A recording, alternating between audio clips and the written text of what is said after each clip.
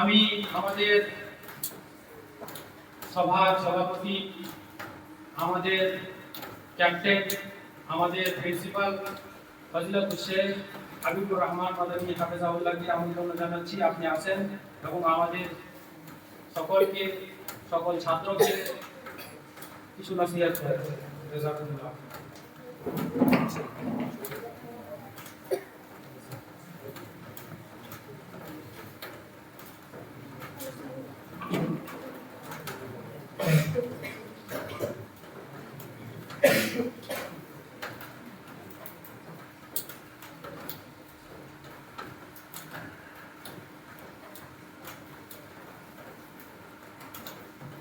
السلام عليكم ورحمة الله وبركاته. الحمد لله رب العالمين والصلاة والسلام على رسوله الأمين وعلى آله وأصحابه أجمعين أما بعد.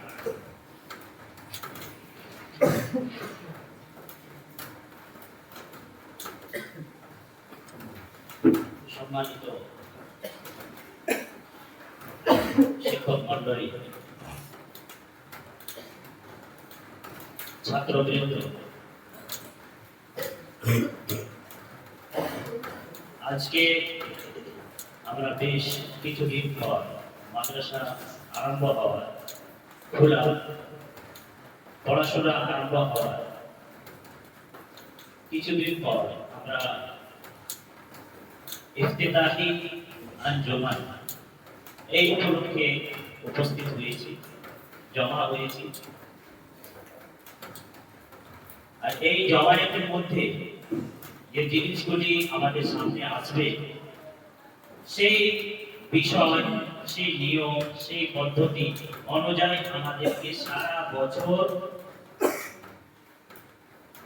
চলতে হবে, আমল করতে হবে এবং এই অনুযায়ী আমরা নিজের জীবনকে, এই অনুযায়ী আমরা নিজের নীতিমালাগুলোকে নিজের জীবনে লাগু করে আমরা আগের ধাপগুলোকে আমরা পার করব।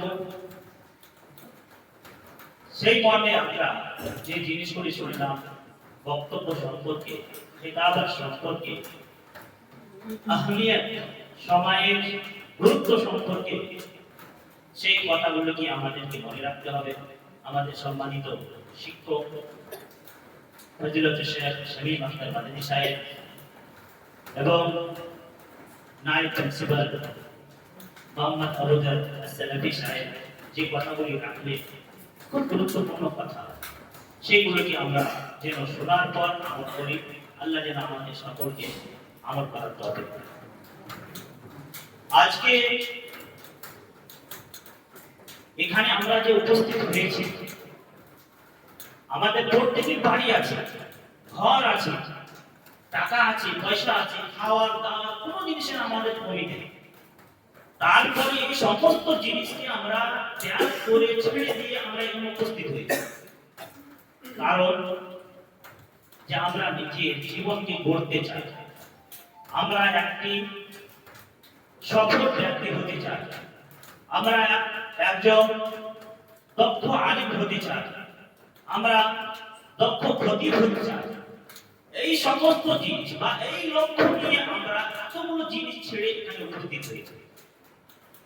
কি তোমরা বলো, যারা নিজের বাবাকে ছেড়ে এসেছো, এখানে মাকে ছেড়ে এসেছো, ছোট ভাই বোনকে ছেড়ে এসেছো, ভালো লাগছে কি? কিন্তু তারপরে ছেড়ে এসে কোরবানি দিয়ে এখানে এসেছো কিসের জন্য? কারণ কি? শিক্ষা অর্জন করা, নিজেকে একটি মানুষ করে গড়ে তোলা, নিজের যারা গ্রামের মধ্যে বা নিজের তোমার পাড়া প্রতিবেশীর মধ্যে যে ছেলেগুলো খেলাধুলা করছে এবং তুমি সময় নষ্ট করছে, তার থেকে তুমি নিজেকে একটি কি তার চেয়ে উন্নত মানের নিজেকে প্রমাণ করার জন্য কি করেছে এখানে উপস্থিত হয়েছে। তো তোমাদের লক্ষ্য যেন এটা হয়, তোমাদের এই লক্ষ্যকে পূরণ করার জন্য তোমাদের একটি এম থাকা দরকার। এমটা কি করে তোমরা গ্রহণ করবে, তোমাদের লক্ষ্য নির্দিষ্ট কি করে করবে। প্রত্যেক জায়গায়, প্রত্যেক ইউনিভার্সিটি বা প্রত্যেক শিক্ষা প্রতিষ্ঠানে প্রথম থেকে শিক্ষকেরা বলে যে একজন দক্ষ খতিব হতে পারে, বক্তা হতে চাইলে তোমাদের কি কি প্রয়োজন তোমরা তা শুনলে।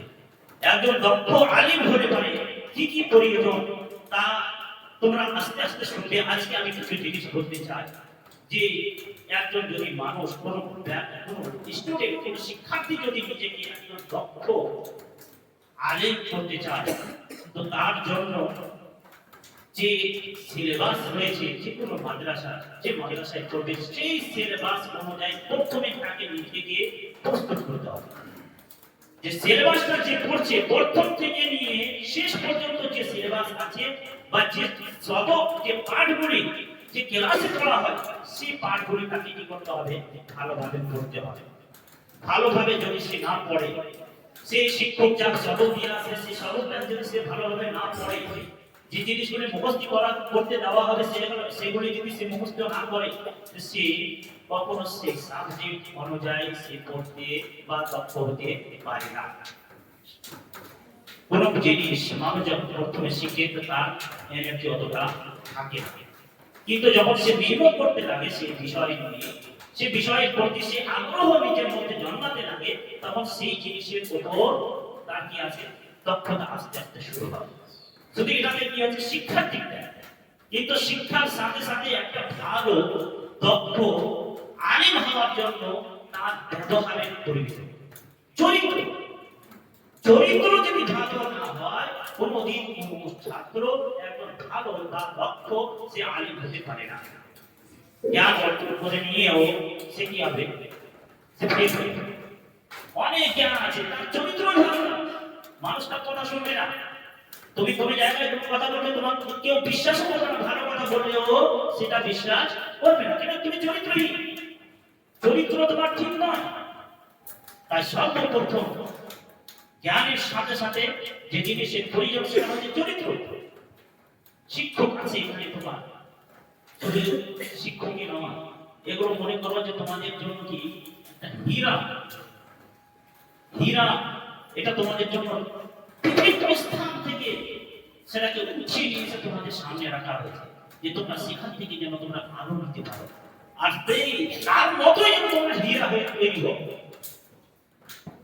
তাই এখানকার শিক্ষক যেগুলো আছে তোমাদের উপর এটা ফরজ যে তার তোমরা কদর করবে, তার সম্মান করবে, তার ইজ্জত করবে, তাকে অসম্মান করবে না। সেই একটি শিক্ষক যদি অত্যাধিক পরিশ্রম করে সে যদি করে তোমাকে পড়ায় মুখের আসে, তারপর তুমি যদি সে তা পড়ে যদি না যাও, একদিন, 2 দিন, 3 দিন, 4 দিন, 5 দিন, 1 সপ্তাহ দেখবে, 2 সপ্তাহ দেখবে, তৃতীয় সপ্তাহে কি হবে, সেই শিক্ষকের মনোবল কি হবে, ভেঙে যাবে। সে শিক্ষক আর যে মনোযোগ দিয়ে বা সে আগ্রহ দিয়ে সে পড়াচ্ছিল সে আর পড়াবে না, পড়াবে বলো, পড়াবে না। কিন্তু কার ক্ষতি হলো, শিক্ষকের না তোমার, ছাত্র ক্ষতি হলো না। তো তোমাদের কর্তব্য কি, যে সেই শিক্ষকের সাথ দেওয়া এবং তার সম্মান করা। কখনো যেন ভুলেও যেন কোনো শিক্ষকের তোমরা যেন অসম্মান না করো। শিক্ষক যদি পড়াতে নাও পারে, শিক্ষক যদি যে বিষয়ে তাকে পড়াতে দেওয়া হয়েছে সেই বিষয়ে যদি দক্ষ নাও হয়, তো তোমাদের কর্তব্য কি, সেটা নিয়ে এখানে যে মেধার আছে, প্রধান শিক্ষক আছে, তার সাথে বা তাকে গিয়ে সেই জিনিসগুলি অবগত করা। শিক্ষকের সাথে বদতমিজি বা তার সাথে কুব্যবহার করা, এটা একটা ছাত্রর কি নেগেটিভ পয়েন্ট। যেদিন তুমি কি এই ধরনের করবে, তুমি মনে করে নাও যে তোমার ভাগ্যেও সেটা কিন্তু জুড়বে, কি হবে, তুমি ভাবছো যে আজকে আমি শিক্ষকের অসম্মান করে দিলাম, আমি বেঁচে গেলাম না।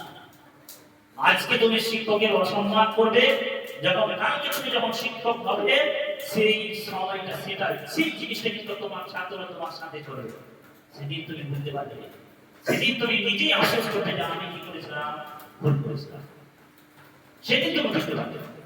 তাই আমি বলবো তোমাদেরকে যে যে ক্লাস, যে সবক, যে পাঠ তোমাদেরকে শিক্ষা দেওয়া হচ্ছে তার প্রতি তোমরা ধ্যান দাও, সাথে সাথে শিক্ষকের তোমরা সম্মান করো। একটি মাদ্রাসায় যদি ছেলে থাকে তো তার জীবনকে গড়ার জন্য বা নিজেকে ইসলামের আলোতে আলোকিত করার জন্য যে ইসলামের নিয়মগুলি রয়েছে, নীতিমালাগুলি যে রয়েছে, সেগুলোকে তাকে অবলম্বন করতে হবে। আমরা বা তোমাদের বাবা মা অভিভাবক যে এখানে তোমাদের দিয়েছে কিসের জন্য? ইসলামিক শিক্ষা অর্জন করার জন্য, এবং তার সাথে সাথে যে জেনারেল শিক্ষা হয় সেটাও অর্জন করার জন্য। ইসলামিক শিক্ষা অর্জন করার সাথে যে জিনিসটি সর্বপ্রথম দরকার সেটা হচ্ছে কি ঈমান। তোমাদের ঈমানকে মজবুত করতে হবে। ঈমান মজবুত করার জন্য কয়েকটি জিনিস রয়েছে। কোরআন পড়তে হবে, নামাজ, রোজা, যেগুলো আরকান রয়েছে সেগুলোকে করতে হবে। তোমরা সময় পাচ্ছ সেই সময়গুলো তোমাদেরকে কোরআন পড়তে হবে। তার সাথে সাথে নামাজ, এখানে হচ্ছে কি তোমরা যে নামাজ না পড়ো তোমাদের কি হবে? শাস্তি দেওয়া হবে। তোমাদেরকে বলা হয়, উঠিয়ে নিয়ে যাওয়া হয়, কিন্তু স্কুলে বা কোনো জায়গায় সেই জিনিসটি তোমাদেরকে করা হয় না। কেন? এটা হচ্ছে মাদ্রাসা। তাই তোমাদের উপর ফরজ হচ্ছে প্রত্যেকটি টাইমলি নামাজ পড়তে হবে। শুধু নামাজ নয়, নামাজের পূর্বে যে সুন্নাতগুলি আছে বা নামাজের পরে যে সুন্নাতগুলি আছে সেই সমস্ত জিনিসকে তোমাদেরকে পড়তে হবে। এটা হচ্ছে তোমাদের উপর ফরজ। কেন? তোমরা যদি এখন থেকে সেই জিনিসগুলোকে না করবে, পরবর্তীতে সেটা জিনিস কখনো হবে না। তাই অভ্যাস করতে হবে। অভ্যাস করতে হবে। এই প্রথম যদি অভ্যাস করতে পারে সেই অভ্যাসটা পরবর্তীতে থাকবে। আর দীর্ঘকালে মাসে বয়সের মধ্যে চলে যাবে, তোমরা সেটা কখনো করতে পারবে না। তাই তোমাদের প্রত্যেককে এই নামাজের দিকে ধ্যান দিতে হবে। শিক্ষক তোমাদেরকে যেভাবে জানাচ্ছে, শুধু শিক্ষককে দেখলে হবে না যে শিক্ষক আসলে আমি নামাজ পড়তে যাবো। এর মানে যদি শিক্ষককে তুমি করবে, অপেক্ষা করবে, তো সেক্ষেত্রে তোমার নেকি যে আছে, তো নেকির অর্থকে তুমি কি করছো? শরীর করে নিচ্ছ। সে তো নেকি পাবেই, কিন্তু ফরজ হচ্ছে তোমার উপর। এটা মনে রাখতে হবে যে আমি নিজেই উঠে গেলে নামাজ পড়তে যাই। কেন বারবার শিক্ষক এসে বলবে? একবার দুইবার শিক্ষক এসে আসলো, তৃতীয়বার এসে তোমাকে আর কখনো যেন শিক্ষক না বলে যে চলো নামাজ পড়ো। এটা বলা মানে কি তুমি একটু অপরাধ করছো। এই অপরাধ যেন তোমার জন্য না হয়। আর যে নামাজ ছাড়বে, তুমি জানো মাদ্রাসাতে নামাজ ছাড়া সবচেয়ে বেশি বড় অপরাধ। কেউ যদি নামাজ ছাড়ে এটা হচ্ছে সবচেয়ে বড় অপরাধ। তাই আমি তোমাদেরকে বলবো যে তোমরা কেউ যেন নামাজ না ছাড়ো, আর সময় মতো তোমরা যেন নামাজে উপস্থিত হও। মাদ্রাসায় আমরা যে আছি, তো আমরা হাদিস যখন পড়তে লাগি তখন পড়ি আত-তাহুরুসাতুল ঈমান, পড়ি কথা কেন পড়ি আমরা? কিন্তু শুধু পড়ার জন্য আছে না, আমাদের সেটাকে বাস্তবায়িত করার জন্য। কি বাস্তবায়িত করার জন্য? তো প্রত্যেকের উপর আমাদের এটাও খরচ রয়েছে যে আমরা যে জায়গায় থাকছি, যেখানে খাওয়া দাওয়া করছি, যেখানে নামাজ আদায় করছি, যেখানে আমরা পড়াশোনা করছি, সেই স্থানগুলোকে যেন আমরা প্রত্যেকে পরিষ্কার পরিচ্ছন্ন রাখি। পরিষ্কার না থাকলে পারে কি হবে? অনেক ধরনের অসুখ জন্মাবে, অনেক ধরনের ব্যাকটেরিয়া সেখানে পাওয়া যাবে, অনেক কষ্টকর জিনিসও সেখান থেকে বের হতে পারে, কষ্ট বের হতে পারে।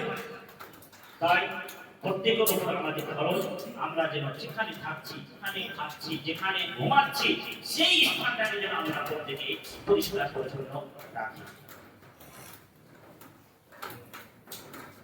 আমাদের এখানে তোমরা তো জানো যে পড়ার একটু কি অনেক চাপ, পড়া অনেক চাপ।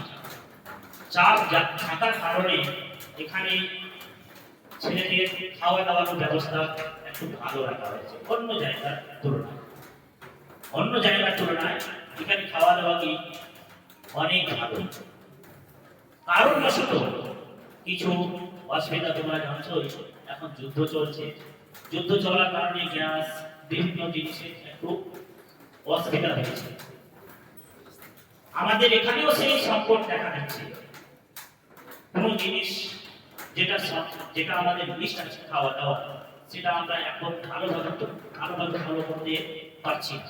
হয়তো কখনো মাছ দেওয়ার আছে সেটা দিতে পারছি না, অনেক গ্যাস লাগছে বা অন্য কোনো বিষয় যেগুলো রয়েছে, খাওয়া দাওয়ার যে সিস্টেম যেগুলো রয়েছে সেগুলো আমরা পুরোপুরিভাবে এখন লাগু করতে পারিনি। কিন্তু ইনশাআল্লাহ দোয়া করো যে আজকে আমাদের একটা চুলা লাগানোর ব্যাপার আছে, সেটা যদি লেগে যায় তো তবে ইনশাআল্লাহ আমাদের এরপর থেকে যে সিস্টেম আছে সেই সমস্ত সিস্টেম অনুযায়ী খাওয়া দাওয়ার ব্যবস্থা শুরু হয়ে যাবে। কিছু জিনিস খাওয়া দাওয়া সম্পর্কে আমি বলতে চাই তোমাদের, যে খাওয়া দাওয়া যে তোমাদের যে দেওয়া হয় বালতিতে, যে এই বালতিতে দেওয়ার মানে এটা নয় যে তোমরা সেই খাওয়াটা যতটা খেতে পারবে না তার চেয়ে বেশি তোমরা প্লেটে নিয়ে সেটাকে নষ্ট করবে। বালতিতে দেওয়া হচ্ছে কারণ যে তোমরা সেই খাওয়াটাকে বালতি থেকে তোমরা নিবে, আর যতটা পারবে যতটা প্রয়োজন ততটাই তুমি খাওয়ার নিবে আর ততটা নষ্ট করবে না। কেউ যদি এখানে যদি তোমরা যদি এখানে ফেলে দাও, নষ্ট করো, খাওয়া দাওয়া যদি নষ্ট করো, এটা কি একটা শিক্ষার্থীর জন্য এটা ঠিক? একটা শিক্ষার্থীর জন্য এটা উপযোগী? এগুলো জিনিস উপযোগী নয়। তুমি শিক্ষার্থী হিসেবে তুমি গণ্য হবে না, তুমি একজন আদিষ্ট হিসেবে গণ্য হবে। তাই খাওয়া দাওয়ার যে সিস্টেমগুলো আছে সেই খাওয়া দাওয়ার সিস্টেমটাকে তোমরা ভালোভাবে লক্ষ্য করবে, খেতে যতটা পারবে ততটা নিবে, তোমরা নষ্ট কেউ করবে। এটাই আমার তোমাদের কাছে আবেদন। কেন, যদি তুমি ষষ্ঠ দানা যেটা খাচ্ছ সেটাকে যদি তুমি নষ্ট করবে, তার মানে তুমি কি করছো? নিজের ভাতকে তুমি কি করছো? পোড়াল মারছো। আজকে শস্য দানা নষ্ট করবে, কালকে সেই শস্য দানা তোমার ভাগে আসবে। তাই তার আদর করতে হবে, তার আহমিয়তকে বুঝতে হবে। অনেক কষ্ট করে সেই শস্য দানাটা আসে, সেটাকে তুমি নষ্ট করছো। যতটা পারছো ততটা তুমি, যতটা খেতে পারবে ততটা তুমি যাও।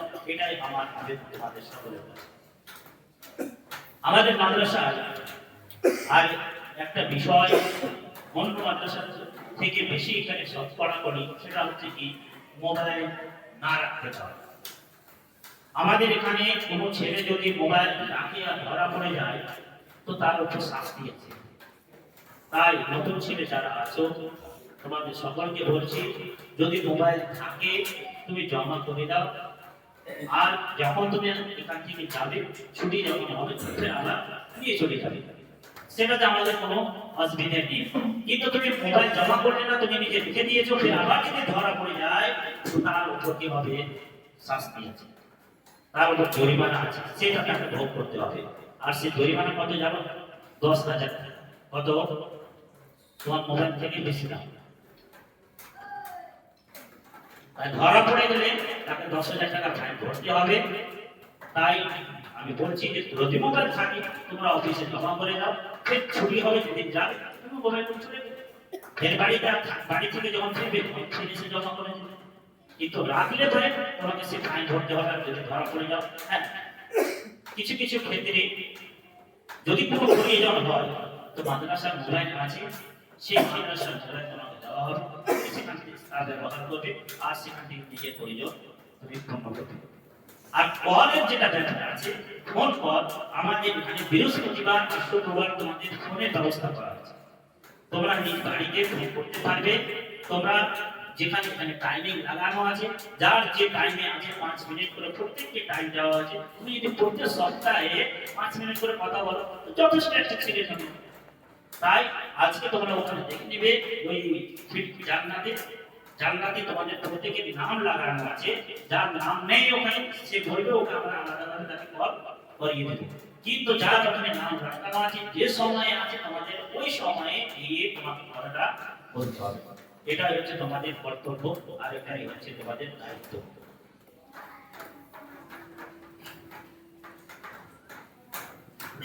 আজকের সভা যে উদ্দেশ্যে অনুষ্ঠিত হয়েছে সেটা হচ্ছে কি, যে তোমাদের মধ্যে অনেক নতুন ছেলে এসেছে, তাদের বক্তব্য শোনা এবং তাদের মধ্যে কি অ্যাবিলিটি আছে সে সম্পর্কে জানা এবং ওই দেখে তাদেরকে গঠন করা। কিন্তু এই সভাকে অনুষ্ঠিত বা পরিচালিত করার জন্য যে জিনিসের প্রয়োজন সেটা হচ্ছে কি তার নিদ্রা। এই আঞ্জমানের যে দায়িত্ব নিবে এটাকে কিভাবে পরিচালনা করবে তার জন্য আমি এখানে ঘোষণা করতে চাই যে আঞ্জমানের সাজাদ হিসাবে ফজিলত শেখ তৌহিদ আলম সালাফি সাহেব কে দায়িত্ব দেওয়া হচ্ছে এবং ওনার নায়েব হিসেবে শেখ নিয়ারুল ইসলাম জামি সাহেবকে দেওয়া হচ্ছে। এই আশা করি যে 2 মাসায় গত বছর সুষ্ঠুভাবে এই সভাকে পরিচালনা করেছিলেন, এই বছরও তিনারা খুব সুষ্ঠুভাবে পরিচালনা করবে। আল্লাহ তাবারক ওয়া তাআলা মাশায়েখ ইকরাম বা যিনারা এই সবার ক্ষেত্রে অনেক পরিশ্রম দিয়ে রেখেছেন সকলের জন্য আমলগুলোকে কবুল করেন। আর বেশ কিছু আমি বলতে চাই না, অনেকগুলো জিনিস তোমাদের সামনে রাখলাম, সারা বছর আছে, একের পর এক জিনিসগুলো আমি রাখবো। আর আশা করব তোমাদের সকলের কাছে যে তোমরাও সেই জিনিসগুলিকে শোনার সাথে সাথে আমল করার চেষ্টা করবে। আল্লাহ তাবারক ওয়া তাআলা আমাদের সকলকে যেন এখানে যতদিন থাকি সেই থাকা অবস্থাতে দিনের উপর চলার তৌফিক দেয় এবং শিক্ষক মণ্ডলীর সেবা করা বা তার খিদমত করা, তার সম্মান করার জন্য তৌফিক দেয়। আমি আকুলু কওলি হাযা ওয়া লাকুম ওয়া লিসাইরিল মুসলিমিন। এরপর যে সমস্ত বিষয়গুলি আছে তোমাদের সামনে সাহেব